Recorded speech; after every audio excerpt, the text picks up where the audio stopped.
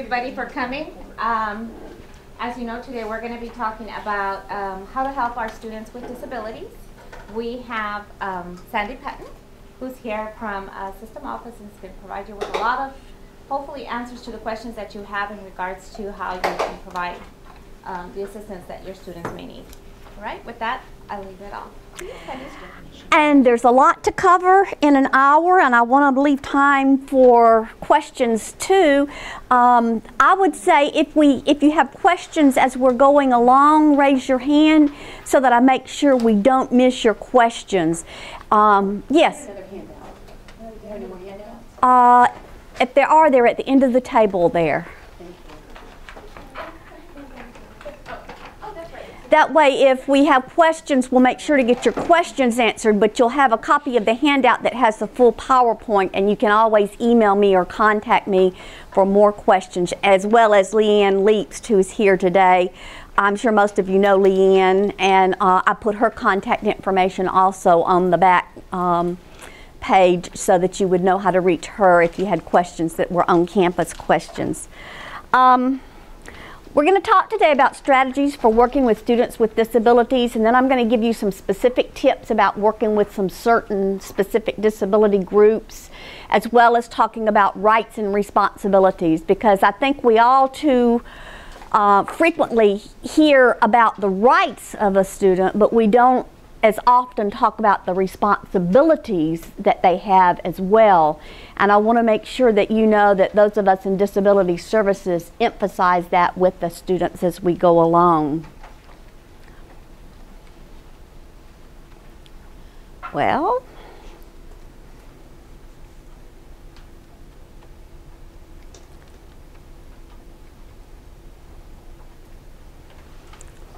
I think I'm going to have to do it this way.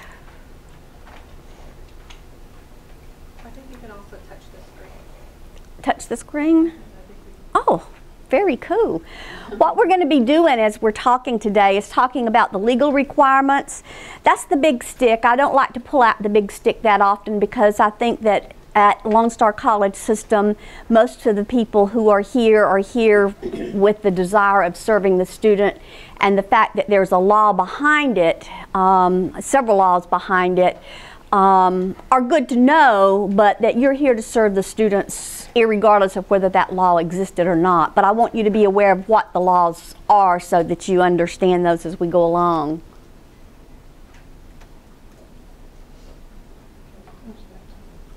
Touch this screen. This white screen. The big one. The big one. Oh, I actually touched the wall.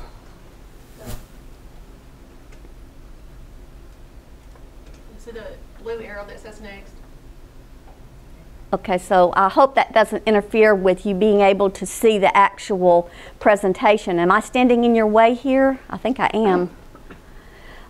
Sandra, is there a clicker? Is Sandra still in here? Because I think that's really going to make it hard for you to see the presentation. You can click from your screen now, just use the same arrow in the clicker. Okay. And that should work. Gotcha. I see it now. We're going to talk about IDEA, not because it applies to college, but because when the students arrive, especially during their first semester, if they've received services through their high school, they probably receive services under IDEA. And I want you to be aware of what that is and the differences in once they get to college, because the students oftentimes are not aware of that themselves and will often expect, number one, that you know they're there, number two, that you know what their needs are, and number three, that you're going to supply those needs, whether it means altering the curriculum or whatever, because they're not as aware of what the new laws are under which they are being serviced. I'm going to talk about Section 504 of the Rehabilitation Act. That is the piece of legislation that actually has been around for many, many, many years, and although the ADA and Americans with Disabilities Amendments Act gets more attention because it is formally the civil rights piece of legislation for individuals with disabilities, actually as far as serving students with disabilities in the post-secondary area. Section 504 is the preeminent piece of legislation. It's been around for almost 40 years, and actually ADA kind of just underlines it for higher education, except in the case of private institutions, where the ADA pull the private institutions under the umbrella of providing services for students with disabilities as well. And then I'm going to talk a little bit about the ADA Amendments Act and Section 508. IDEA is an entitlement program. With IDEA, it provides free and appropriate public education in the least restrictive environment. And the high schools and K through 12, they are required to seek out these students and do whatever they have to do in order to ensure the student passes. And if that means lowering the standards of a particular course, or putting them in one-on-one instruction, or giving them different kinds of tests, whatever that might mean, that's what they get in IDEA in K through 12. Very, very, very different than what we do with the college. Number one, it is not an entitlement program. For a student to receive services through the college, number one, they have to self-identify, and they have to provide documentation, and we may not, should not, must not fundamentally alter the nature of the curriculum, so that we're not talking about changing or watering down the standards of curriculum. What we're talking about is providing access to the programs, as opposed to K through 12, where the focus was on ensuring success of the students. Basically, what the law under 504 says is that no other qualified individual with a disability shall, solely by the reason of his or her disability, be excluded from the participation in, be denied the benefits of, or be subjected to discrimination under any program or activity of a public entity. That includes things like your clubs on campus. It includes things like required field trips, or field trips that you make available. We had a student who was deaf that attended another one of our colleges, and over spring break a couple of years ago, her class for extra credit went to New Orleans after Katrina to help do some work with Habitat for Humanity. And we were required to, and did in fact, provide an interpreter to go along with that deaf student so she could participate fully in that activity. Section 508 is a little bit different. It focuses on ensuring that our electronic information is available, and that includes things like the copy machines. That includes things like if you're going to put a video up on your hybrid course, you need to make sure that video is captioned before you do it. If you're going to purchase a video, make sure, oh, please make sure you purchase the captioned version, because sometimes they'll give you an option of captioned versus non-captioned. So make sure you're purchasing captioned versions. Most of the newer videos come captioned anyway, but if you have an option, you do want to purchase the captioned version. It includes things like making sure that your website is accessible, and that if you're teaching online, that the things that you are putting online, you put online in such a manner that they are accessible. I would encourage you, if you do teach online, to work closely with LSC Online. They're doing a lot of work to ensure that it's easier to do things online in an accessible format than has been in the past. Especially as we move into the new LMS system, I think that you will find that it will be much easier to do things online, and that there will be more training provided to you and how to do things online.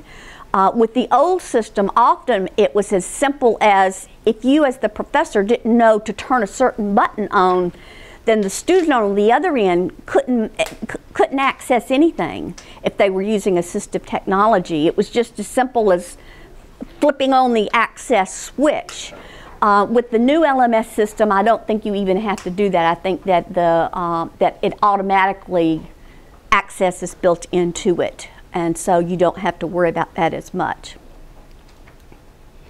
The Americans with Disabilities Act, Amendments Act, basically extended the coverage of Section 504 to employment, to the public and private educational institutions.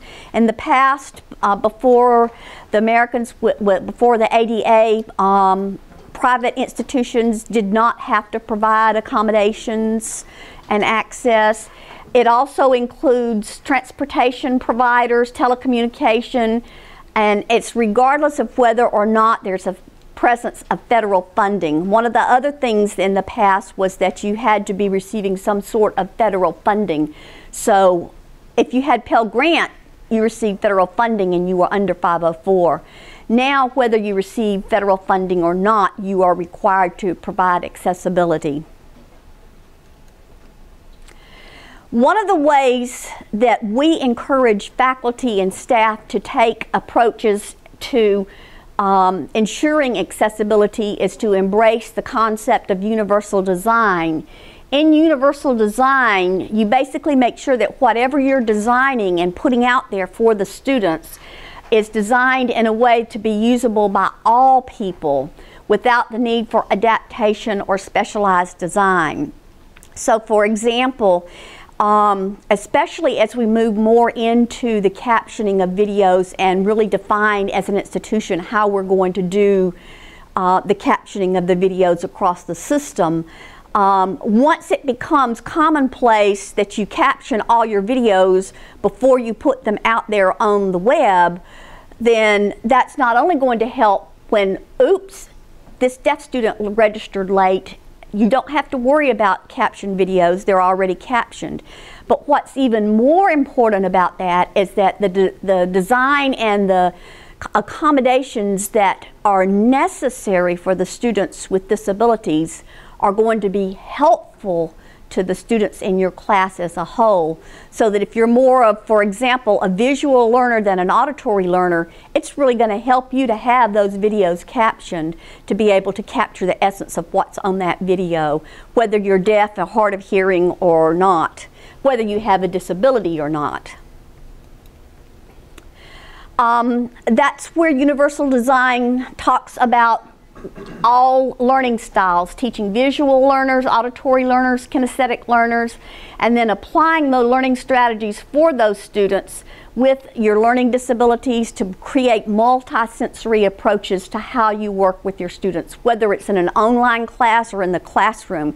The more you can do multi-sensory approaches where they're learning by seeing, by hearing, by doing, the more you're going to ensure that your students are actually ingraining the information that you are teaching them and really learning it and able to reproduce it when it comes time for evaluation.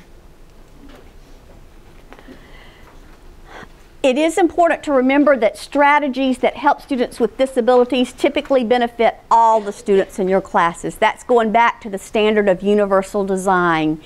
And we are moving more and more in that direction. You will notice as you visit some of the different colleges, and it's different places, it's different colleges. For one thing, a lot of the old desks that you had to sort of scrunch and squeeze into are disappearing and being replaced with tables, which are more accessible for a student that rolls in with a wheelchair. When I was a counselor at North Harris, when I first started there, every time we had a student that rolled in with a wheelchair, they had to come see me just to ask for a table to be put in the room. Nowadays, at some campuses, the students with wheelchairs don't go in to see disability services at all, because not only is there a table in the room, but there's a crank or a button that makes that table hydraulic to lift or raise it to the height that they need for their chair, even if they have a very large power chair. So that's the idea of universal design built into architecture and room design. But you can do the same thing within the content of your coursework. Basically, Organization and technology paved the way. Everyone benefits from outlines. If you can give outlines or put outlines up on your website, if your students go to the website, copies of overheads. Many faculty are beginning to actually put copies of their notes on their website so that the students can go back up there and review the copies of their notes. All of your students are going to benefit from that, whether they have a disability or not, but it's going to be critical for those students with certain types of disabilities such as traumatic brain injury, such as certain types of learning disabilities, students on the autism spectrum. They're really going to benefit. Anything you can give them ahead of time that helps them be more organized, or that they can go back to at a later date. My son is on his way back to Texas State today, and I was asking him about his finals, and he said, "Oh, I don't worry about having to take notes in class. I can listen in class and really pay attention because my professor puts all my notes all up on the website, and I can go back over and review those notes on the website." So that's again another example of how universal design benefits all students. Technology can remove the barrier for many of our students, especially our blind and low vision students, students with traumatic brain injury, students with certain types of learning disabilities, and some of the types of technology that may need to work with your online course if you teach online, or that the student may bring into the classroom or may use outside of the classroom, include optical character recognition with voice output. Really cool stuff. If you haven't been to the AT lab, you need to go up there and let Kenneth Holmes show you some of this.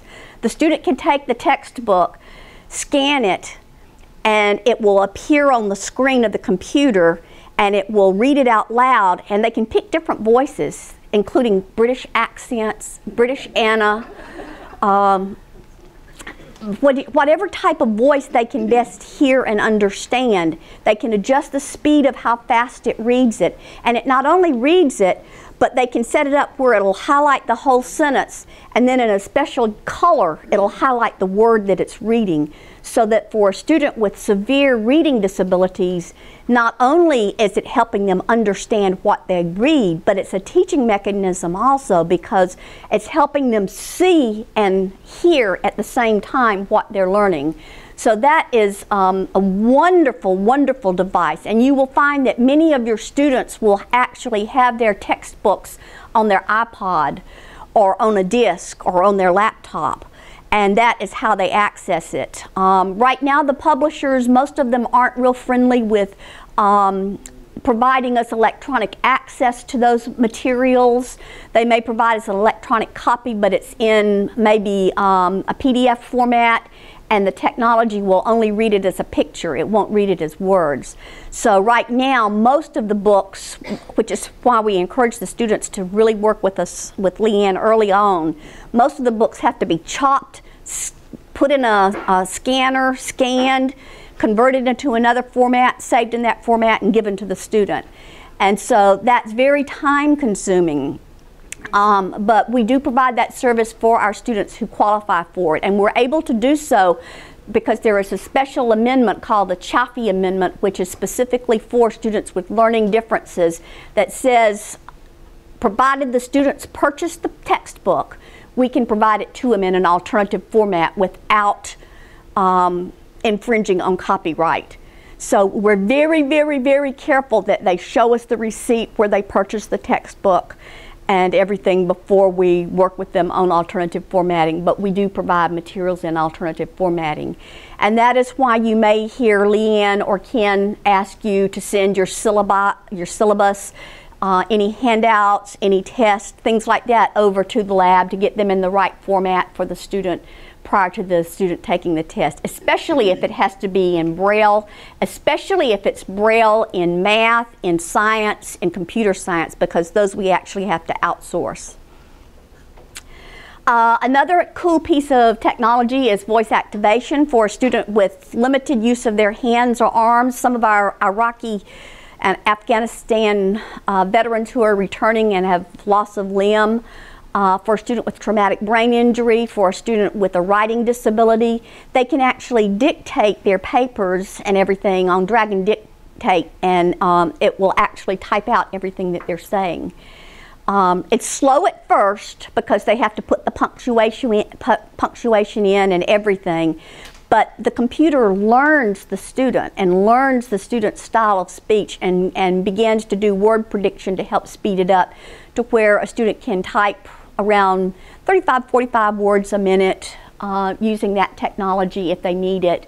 And it's certainly better than sitting there and telling someone else what to type for you. It promotes independence, which is not only critical for the student's self-esteem, but it's a good job, marketable job skill for that student. We also have some cool digital tape recorders, and we're always trying new things. We have a professor with a blind student in one of his classes at Montgomery, and he is digitally recording everything that he is doing, and then he is downloading it into an iPad that we provided so that the student can listen to it again, and using the iPad can do her own notes in Braille if she wants to with the Braille note at home and listen to it over and over again. For students with low vision, they can use the assistive technology on the iPad to make the font larger so they can see it. So we're doing some pretty cool things with the technology to try to make things more accessible to the student with less stress put upon the faculty. One of the things, especially as we get into the next portion in a few minutes where I'm going to be talking about the different types of disabilities, is that every student is individual. If you had a blind student last semester and you get a blind student next semester, I guarantee you not only are they going to be unique individuals, but what they need from you is going to be different. Some blind students use Braille, some blind students do not. Some blind students have been blind all their life. Some blind students are just coming to you having recently become blinded. Some know how to use the technology, some do not. So the best thing you can do is at the beginning of every class is to invite disclosure. And that's to encourage students who might have any special needs due to any kind of disability to meet with you privately after class or during your office hours. And at that time, you can talk with the student confidentially, and they should already at that point, if all things have gone according to best laid plans, they should have already met with Leanne and actually have a letter to present to you that says these are the accommodations that I'm going to be using, and that actually we have a new letter we're using across the system now where you will sign it and the student will sign it, and it gets returned to Leanne, so that if ever there comes a question, we've had times in the past where the student said, well, I told my professor I needed accommodations and they never gave them to me. And the professor says, I never knew they had a disability. They never told me anything. This will protect you because it will be a signed document signed by the student, signed and dated by the student and the professor, so that it shows if the student waited till the final to bring forth that document and share it with you. Then maybe accommodations apply on the final, but they don't apply on anything previous. Remember to talk to students privately. If a student says, I need help finding a note taker in class, don't say, Sharon here needs help with a note taker. Do I have someone who will volunteer? Instead say, I have a student with a disability that needs assistance with notes. Would you be willing to meet with me privately afterwards? Anyone who's willing to volunteer? Or even approach a couple of good students and ask them would they be willing to share their notes. Again, Leanne's office can provide NCR paper so that the student takes the notes, takes them apart, keeps a copy, and gives a copy to the other student, and it's automatic. If the student wants to remain anonymous even from the note taker, then that set of notes can be left at Leanne's office, and the student can go by Leanne's office to pick them up, and that way it remains completely anonymous all the way around. Discuss with the student how to best accommodate their needs, because nobody's going to know better how to accommodate their needs than the individual student. Now, if they start asking for some things that begin sounding unreasonable and aren't on that list from Leanne, get Leanne involved, because they may be going back to high school and thinking about things like a high school where instead of giving me a test with 100 multiple choice questions, I only take 10 multiple choice questions, and instead of having 5 choices, I only get 3 choices. We don't do those kind of modifications. We do accommodations to make the program accessible, but it's up to the student to make their own success. Yes? How do you recommend inviting disclosure? If I were a professor, well, for 2 things. One is have it on your syllabus, and I think it's on everybody's syllabus now across the system as a whole. The Council on Disability Services is working with some of the faculty, Senate people, to come up with an even better statement to put on the syllabus that will be more inviting, because especially with our returning veterans, they're very, very, very reticent about self-identifying, and that's going to be one of our larger populations. If this was my class and I were the professor, I would introduce myself. I would say we have the syllabus to go over today. As we're going over the syllabus, when I came to that part of the syllabus, I'd say, and you see there's a note here about if you have any special needs based on disability, to let me know. I really want to make this program as accessible as possible to everybody, and would love to talk with you privately after class. See me after class and we can set up an appointment for when we can meet and talk. And I would just leave it at that. Some students will follow up on it. Some will follow up immediately. But you've at least planted the seed, and even if that student waits till the final, because so many of these students, especially right out of high school, desperately want to fit in. They desperately don't want to be different than anyone else. They want to try it without their accommodations. And they may get to the point of failing before they're willing to say, I do need accommodations. That's okay, that's their right. It's not your obligation to go back and retest them on all those tests they failed, but once they do self-identify from that point forward, then you provide the accommodations. Even though it tears you up because you think, if only you told me at the beginning of the semester what a difference this might have made. But it does make a difference, because the next semester the student's much more likely to tell their professors at the beginning of the semester. And sometimes a student has to come to a point of failure before they come to a point of recognizing and internally accepting, I am unique, and unique is okay, and I need these accommodations to be successful.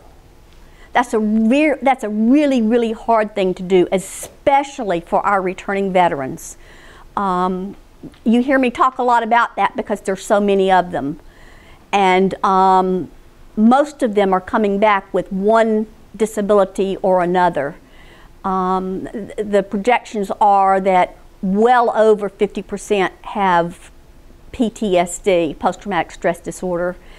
And the signature injury of this war is traumatic brain injury. Even if they don't go to the hospital, just suffering so many concussions from the blast that when they're in close proximity, they get multiple concussions, and it's a lot like what you're hearing with football now. Their head gets knocked around inside that helmet, and just being in the proximity of those explosions, and they suffer traumatic brain injury as a result and come back with problems with memory and problems sometimes getting their thoughts out, organizing their thoughts, executive functioning skills. So these are things that, especially if you build them into universal design, then perhaps that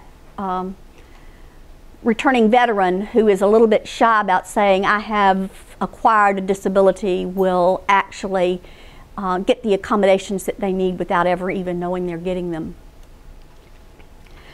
Build your support team. Leanne and Ken are your support team. They're here to help you. You know the essential elements of your course, and Leanne is never going to knowingly give an accommodation that is going to impact your ability to measure those essential elements. For example, a really good example is no penalty for spelling. That's a very, very common accommodation that we provide for students with certain types of writing disabilities. But on the actual letter, it will say, except where this is the skill that is being purported to be measured. So that if you're teaching reading, writing, English, where spelling is critical, or maybe a biology course where it's for pre-nursing or something and it makes a major difference, one letter flipped could make a major difference in a correct or incorrect diagnosis, then in those cases, you do count off for spelling. So if you have any doubts, if you look at the accommodations and think, I don't see how this is going to work with my course, then contact Leanne, because that's what she's there for, is to be a part of the team and look at it and say, well, are there things about your course I didn't know that maybe we need to tweak this a little bit for your course? I can give you 2 examples of that. When I was early in the field, and I'm not going to tell you how early, but it was early enough that students were still using dictaphones. When they were taking office administration classes, they used dictaphones. And I had a student in a wheelchair that was taking an office administration program. Well, the teacher called me the first day of class in a total panic, and she said, how is this student supposed to take this class? We use dictaphones. And I said, yeah. She said, well, it has a foot pedal. The student's paralyzed from the waist down. Well, we scrambled and got a pedal in that the student used her elbow. And so sometimes there are things about your classes that we may not be aware of.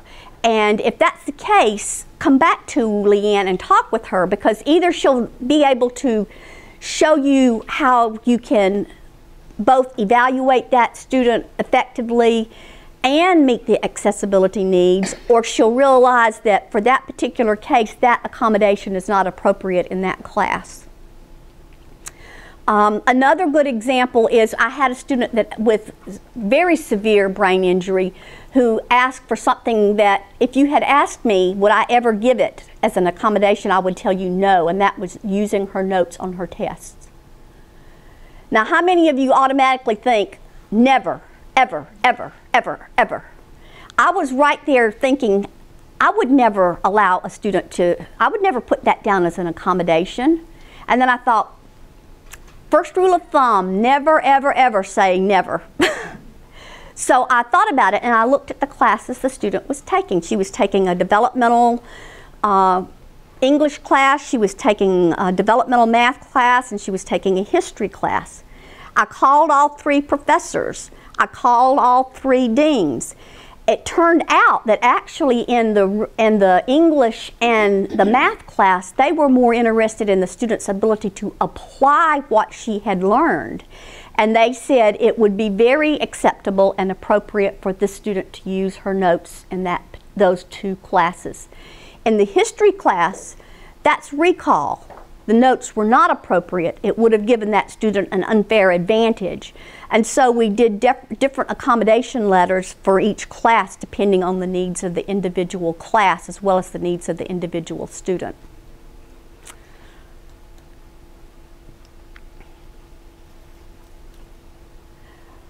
Other resources that you have include the Assistive Technology Lab, the Learning Center, and I don't know if you call it the Learning Center here. Yes? The Assessment Center, because especially your adjunct professors totally freak out when they get an accommodation form that says extended time. They say, I'm teaching a full-time job, I'm here teaching 2 back-to-back classes, when in the world am I going to give this student extended time? And they may not be aware that the protocol is to send the test to the assessment center along with the extended time accommodations on that assessment center form so that the assessment center knows how much time to give individuals. Community resources and websites. If we have time, I'm going to show you the Disability Services website. If we don't have time, I'm going to encourage you to go to the Disability Services website. It's easy to get to if you just go to the Lone Star College website. We're one of the quick links. Go to Disability Services, go to Faculty Resources. We're building a Faculty Resource Center for you, where there's online training that we are putting up as it becomes available, where there are tip sheets that are just one page front and back that you can print out about specific disabilities, where we've videotaped various things, trainings, and put them up. So there are a lot of resources available, and our website links to other websites around the country that have free training, especially University of Washington that has a complete program called Do It. They win a lot of federal grants and have all kinds of discipline-specific training available for free right at your fingertips. And most faculty actually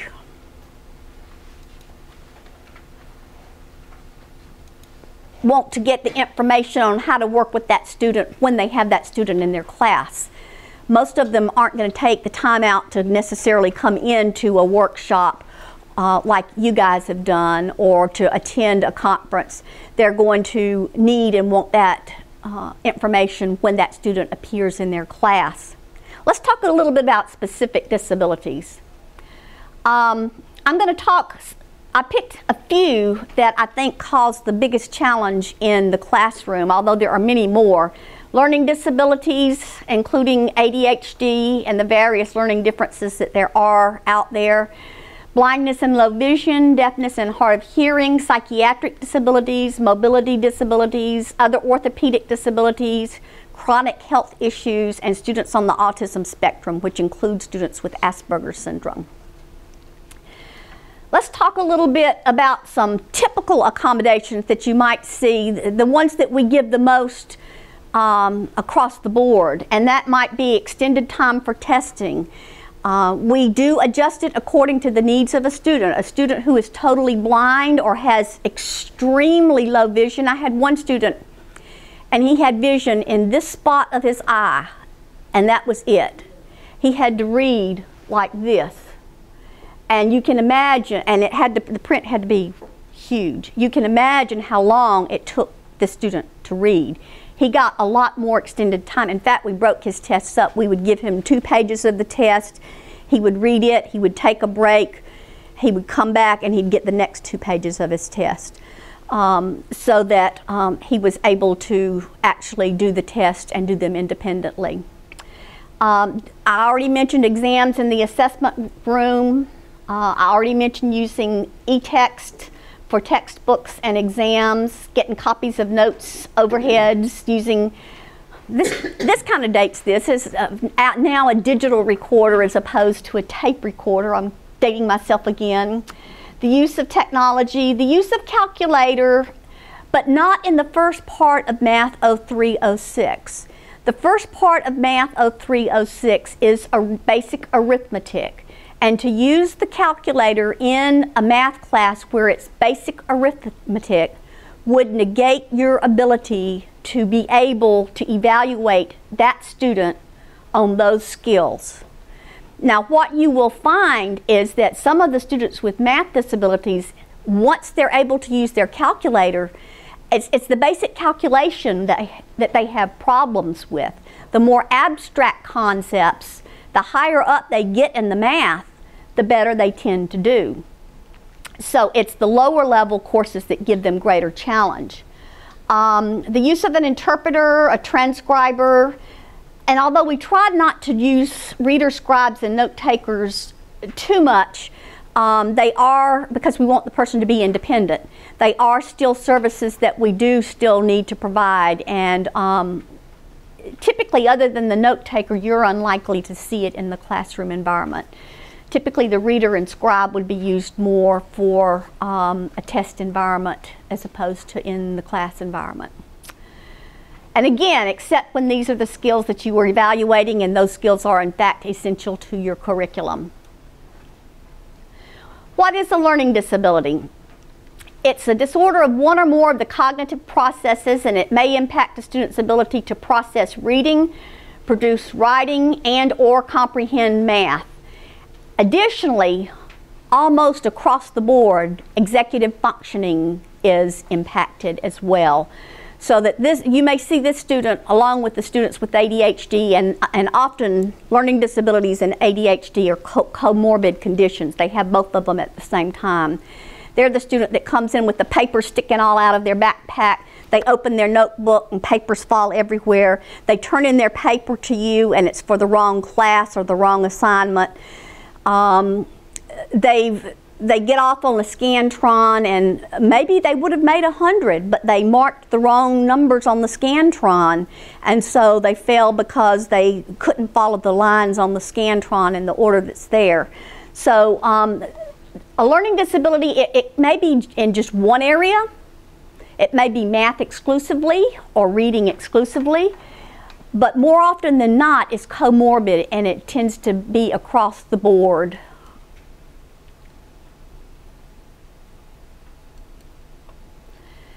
Some tips for working with students with learning disabilities. Once again, incorporate those designs of universal design into your instruction. Plan ahead. Students with reading disabilities may need to have those materials made into an alternative formatting, and that takes a little bit of time. If you can, prepare your syllabus and handouts and exams ahead of time, especially if the student has approached you ahead of time and told you, I'm taking your class next semester. Then that's going to be really helpful to make sure that we get them back to you, so that when you're handing out that printed handout to one student, you're handing out the Braille version to the other at the same time. When possible, are any of you on the textbook review committee? Or know people who are?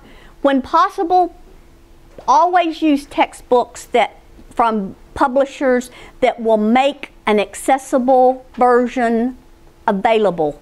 That sounds simplistic. A few publishers are beginning to do that.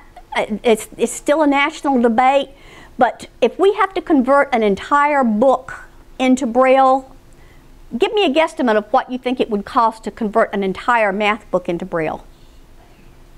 $4,000. $4,000. How about 40? $40,000. The last book. Now we don't do the whole book. What we do, we get the syllabus and we do the parts of the book that you're using, so that we get it a little cheaper. But yes, it costs into the thousands, because Nemeth Math is a separate language unto itself, and we have to outsource it, as with computer and music as well, and science. So if you can work with your publishers and make sure that they will make an accessible version available, then we may be able to convert it in-house at a huge cost savings. Use the multisensory approach in your class. Again, don't just stand up there and lecture. Write things on the board. If possible, write on the board and then turn around and talk to the students, so they see your facial expression and your mouth when you're talking. That's not only important for students with learning differences, it's critical for students who are deaf or hard of hearing. And as you write things on the board, do make sure you read them, because it's critical to students who are low vision or blind also.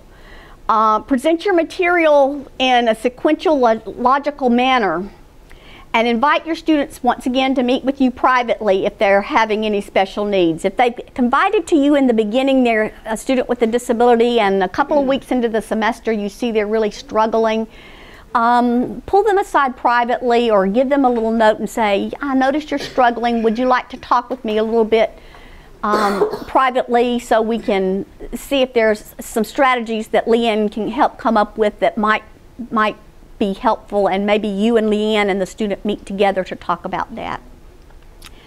Once again, and I can't stress strongly enough, respect the confidentiality and the dignity of each student, and that's true across the board whether you have a student with a disability or not. Tips for working with students who are blind.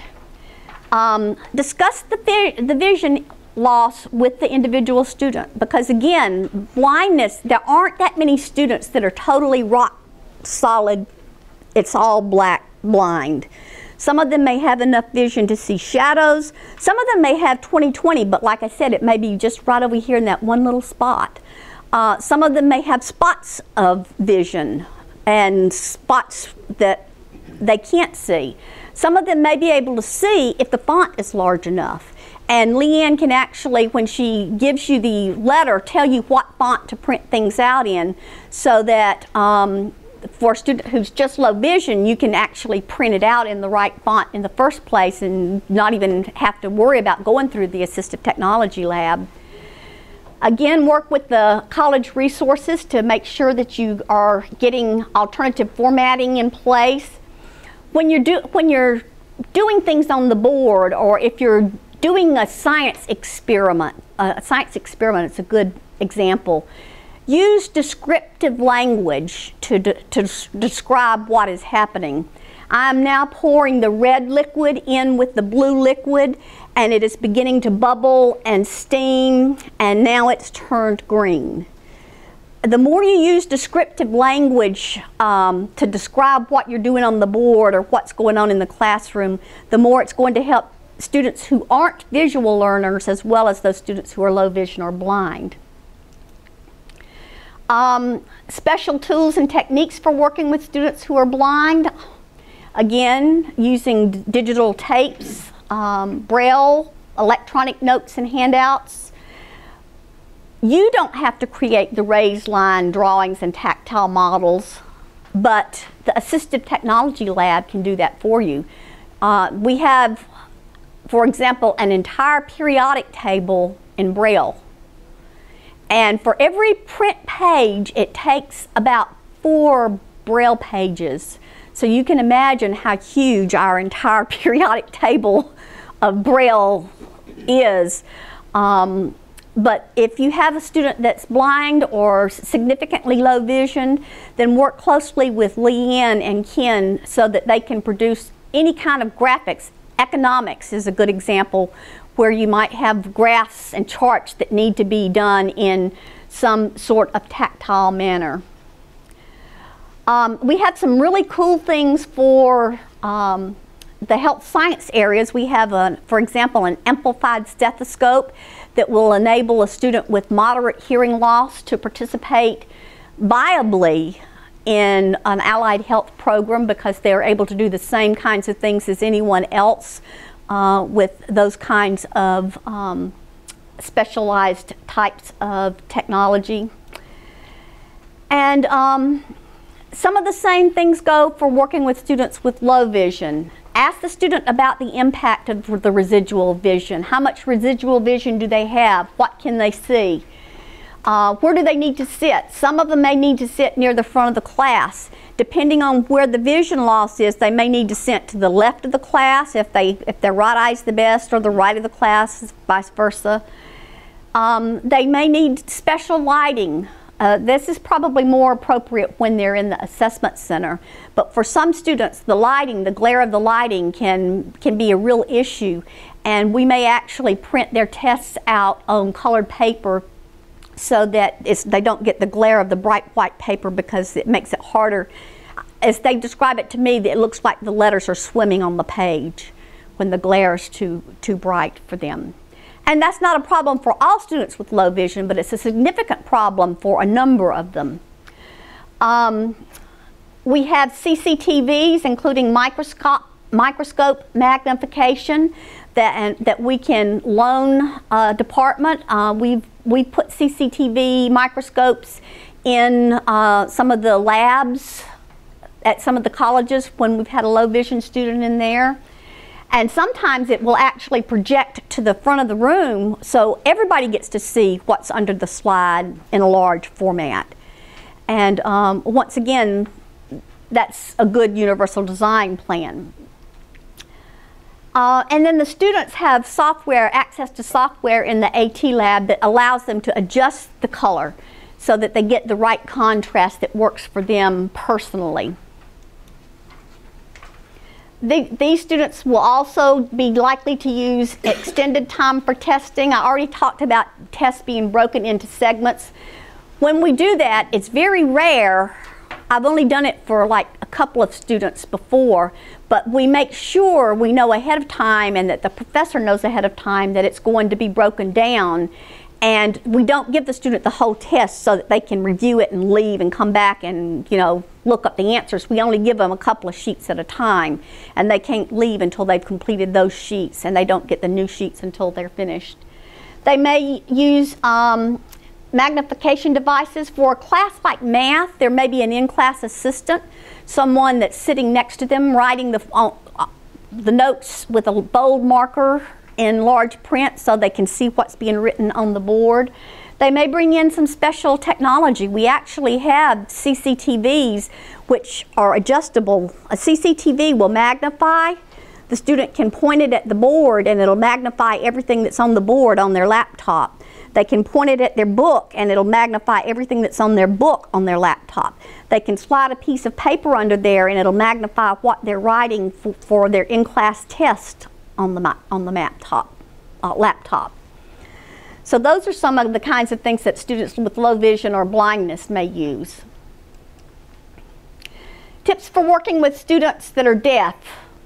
Again, deafness is greatly varied. A student who was born deaf versus a veteran who's returned deaf, and many of our veterans are returning deaf because of, once again, being around so many explosions. I met two who are still active duty.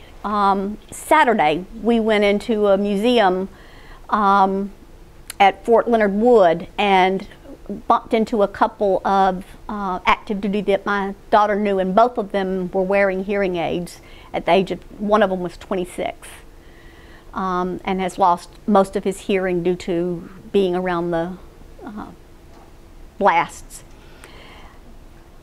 You think just sticking a hearing aid on is going to make it better. However, it depends on the type of hearing loss the student has. Sometimes it's just like turning up and making it louder, but the radio's on the wrong station. It's between channels and all you're getting is loud static.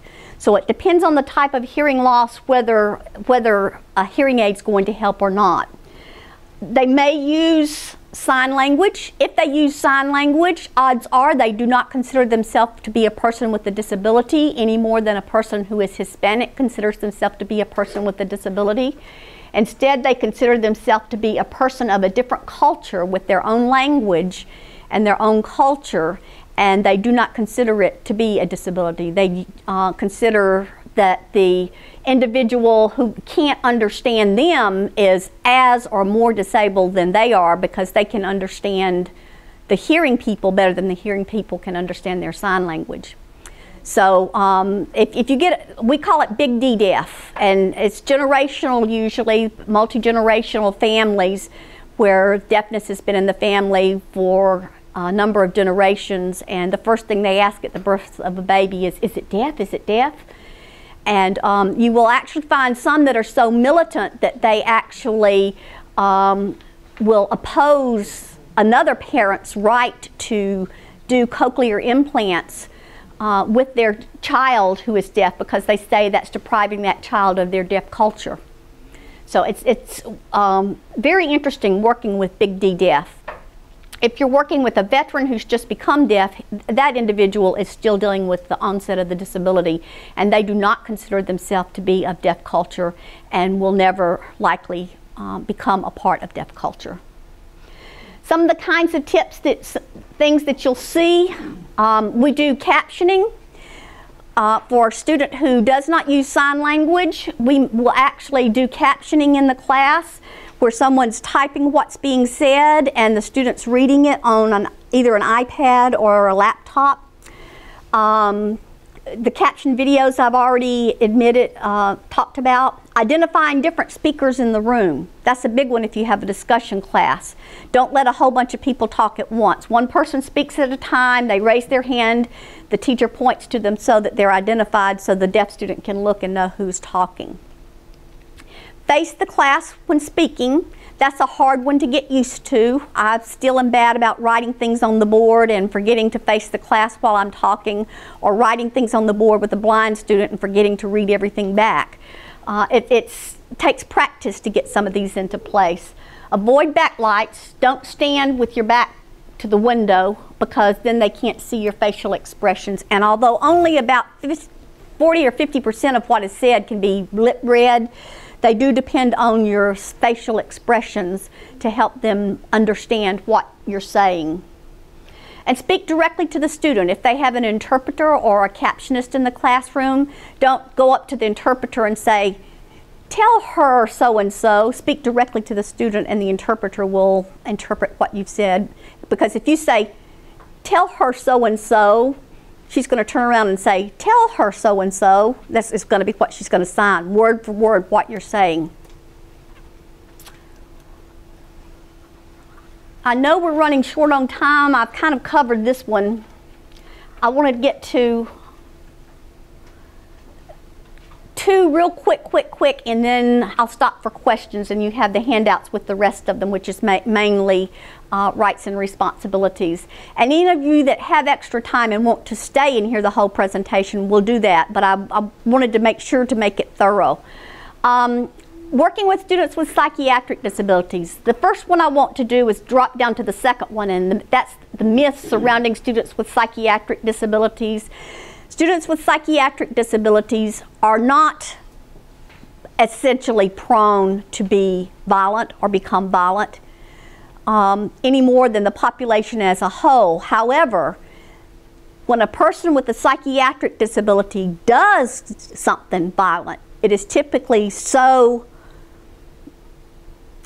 big of an act that it gets a lot of attention and media coverage.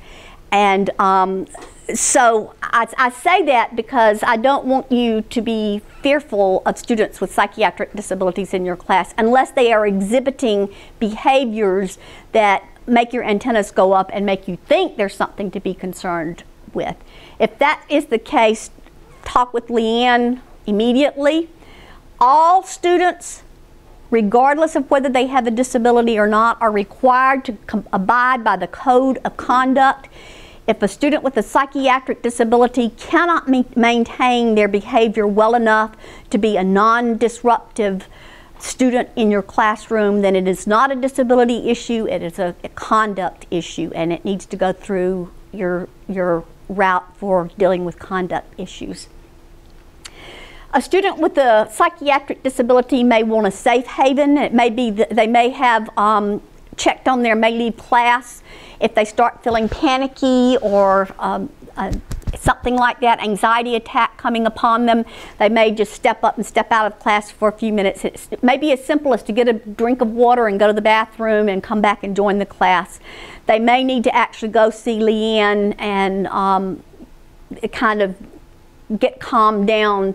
And this is true also for many of our returning veterans, to have a safe haven place that they can go so that they don't blow up and have a temper tantrum, or they don't break down and have a full-blown anxiety attack right there in class. So be aware of that. Know your emergency protocols. Most of the campuses have a BIT team. Be familiar with your BIT team. Again, it's very unlikely that a student with a psychiatric disability is going to be any more dangerous than any other student that you come across, but because sometimes their behaviors are a bit odder, it may feel a little more that way. These students, definitely you want them to have their exams in the assessment center, typically in a separate room, so that reduces their anxiety. They may use a note taker or a tape recorder. If it's not a public speaking class, they may need to be excused from doing public speaking. Let them volunteer to speak rather than you calling upon them. They may need to leave the room. Because of the medications they're on, they may need to bring water to the classroom. And the medications may slow their thinking process, so they may actually think a little slower and be slower to respond. I'm going to skip by mobility because other than to say respect the personal space, the wheelchair is an extension of the person in the wheelchair. Don't prop up on it. Don't assume to push a person. Ask if they need assistance, just like you would anyone else. If you're going to be talking with someone in a wheelchair or a small person, a person of small stature for any extended length of time, either kneel or pull up a chair and sit down next to them, because it can be very uncomfortable, you know, craning your neck upwards to see someone. So that's just a common courtesy. If you see architectural barriers on campuses where sidewalks broken or crumbled or something, report that to Leanne, who can report it then to your facilities people. The one I want to get to real quick before you leave is working with students on the autism spectrum, because this is probably one of our large emerging populations on the campus. Be aware that there's a large spectrum of the autism and how it impacts students. There are students that are among the brightest students you will have in college that are on that autism spectrum. They may not be successful in your class because of social and communication disabilities. There's a strong need in the community for scaffolding to help students with who are on the autism spectrum and train them in skills for communication, social interaction, to help them with things like, look, someone was telling me a wonderful strategy that a professor put in place. This one student on the was an Asperger's student and asked too many questions, was constantly interrupting the class, not recognizing the inappropriateness of his behavior, and was monopolizing the class time. The teacher kept 3 folders on his desk. One was green, one was yellow, one was red. If it was okay for the student to be asking a question, the green folder was on top, and the student knew it was okay to raise their hand and ask a question. If it started getting to the point where the student was becoming monopolizing it too much, the yellow folder went on top. Slow it down.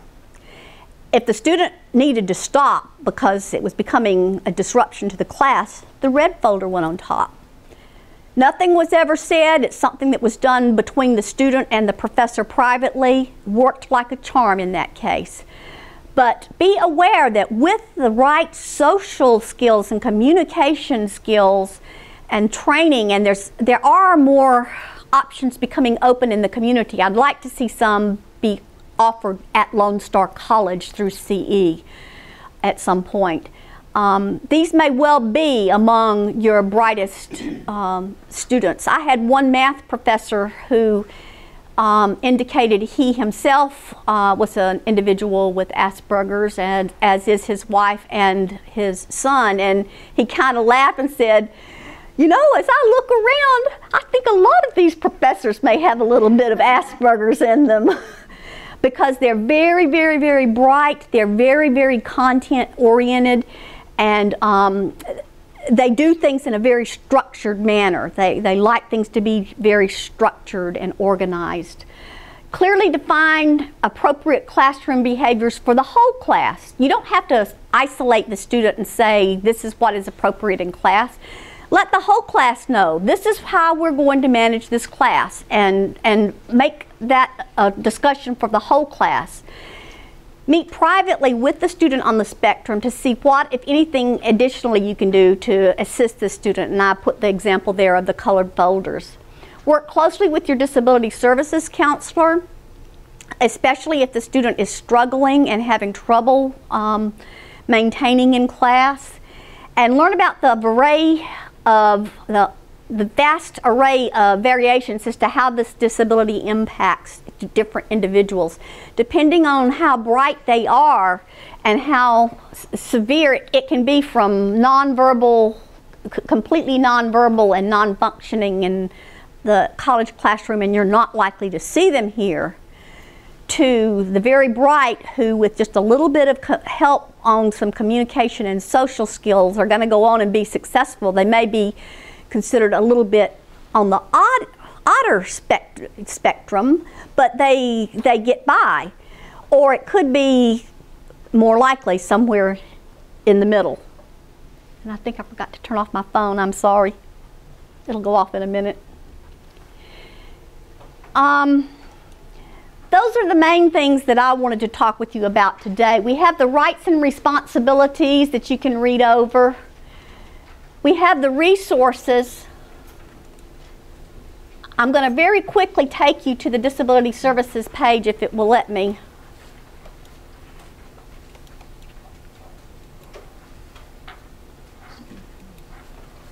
It's not wanting to let me. Ah, there we go. You'll see the number of things that are down here. If you have a student that needs interpreting, if they're going to be making an appointment with you, all they have to do is just come here online and request services and let us know when they're going to be meeting with you, and you'll have an interpreter in your meeting with your student who is deaf or hard of hearing. Let's see. Let's go back up here to this other. This is the one I wanted to show you in particular. Under faculty resources, we have all kinds of tip sheets that you can look at. We made sure, and we're developing more. These were made specifically by Lone Star College System that take some of the kinds of things you and I have been talking about. You can print them out. You can just look at them online, whichever you would prefer. We also have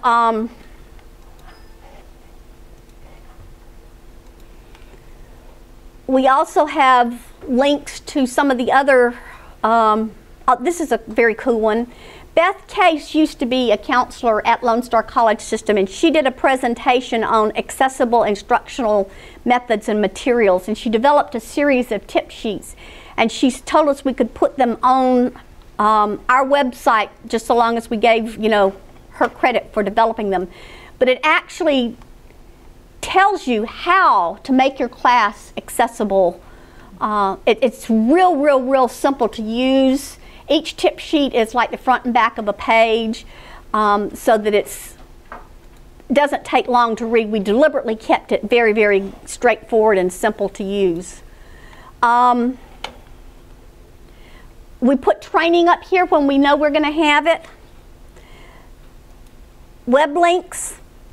The one I wanted to show you, we have all kinds of them here, but the one I wanted to show you in particular, there are two. PepNet, that specifically works with deafness and hard of hearing, and there's actually an online training you can do that will print out a certificate, and I bet you could get an hour's credit for your required institutional training off of that, because it gives you a certificate showing you've been through the training, and it teaches you about the various aspects of deafness, including Big D Deaf. And then University of Washington's Do It. Again, just look at this rich materials that here. All of this for working with disabled veterans, tips in universal design, access for STEM classes, access for computer classes, assistive technology, making your website accessible, accessible distance learning. All of these are quick and easy to go through. You could spend hours and hours and hours on this website. It's like an onion. It just depends on how many layers you want to peel out. But you can go in and pick out one specific thing and look at it and do it in about 30 minutes. And so it's a wonderful, rich website, and you don't have to hunt it up. It's on the Disability Services website. We put a direct link right there for you. And we're continuing to build out our faculty resources. One of the other things that we do have that is available at my office, I have a library of all kinds of resources, videotapes, books, things like that. And you can check them out online. I'll send them to you. All you have to do is let me know what you want to look at, and there's a little form right there. Let's see if this will let me back up. Nope. Hope I don't lose it all together. There's a little form you fill out that will let you email it to me directly. And oh, and here's the other thing you need to know, emergency tips. This links directly to emergency preparedness, and there are actual specific tips for how to evacuate a person with various disabilities on here, and they're going to put a link to link it back to us. So there's some information as if God forbid there should be an emergency and a need to evacuate, but if there is, on how to evacuate people with various types of disabilities.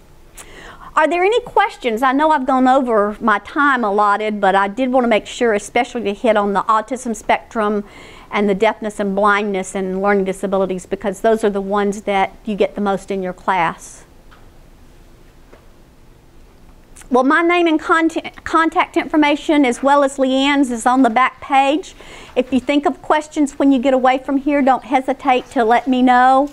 And I really appreciate your patience and you being here, and hope to have an opportunity to see you again soon.